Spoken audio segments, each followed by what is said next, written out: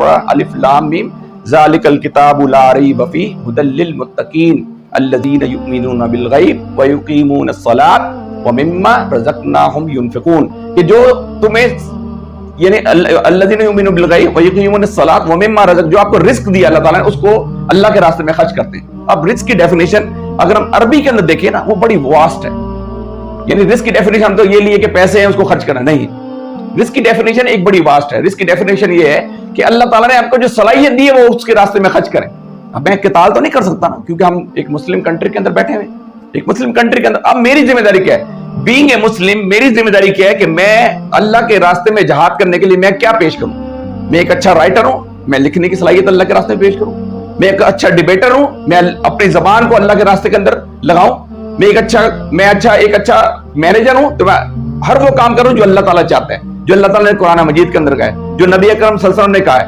اگر میں اچھا بزنس مین ہوں تو بزنس کے اندر میں سود سے بچوں، میں بزنس مین کے اندر حلال کام کی طرف، حلال کاموں کی طرف لوگوں کو توجہ دوں، میں بزنس کے اندر لوگوں کو آسانیاں پرووائڈ کروں، ٹھیک ہے۔ اگر میں وکیل ہوں، لائر ہوں تو میں لوگوں کو یعنی لوگوں کے لیے مقدمات لڑوں۔ اگر میں اچھا اسٹوڈنٹ ہوں، اچھا میں یہ کام کیوں کروں؟ اگر دیکھیں یہ طالب علم ہے، طالب علم کیوں اچھا بنے؟ اس لیے کہ میں اگر ایک اچھا طالب علم بنوں گا، اگر میں ڈسٹنکشن مارکس ایک اچھے مارکس سے پاس آؤٹ ہوں گا تو لوگ میرے گرد گھوموں گے۔ ایسے میں اکثر مثال دیتا ہوں، میں نے پہلے بھی ایک مثال دی کہ کرکٹ کے اندر ہمارے ناظم صاحب تھے، وہ اکثر مثال دیا کرتے تھے، کرکٹ کے اندر دو قسم کے لڑکے ہوتے ہیں۔ ایک وہ لڑکے ہوتے ہیں جو میدان میں جاتے ہیں کہتے ہیں میں کس کا ساتھی ہوں، ایک آتے ہیں میرا کون ساتھی ہے، ایک آتے ہیں لڑکے کہتے ہیں کہ میرا کون ساتھی ہے، کچھ لوگ لڑکے کہتے ہیں میں کس کا ساتھی۔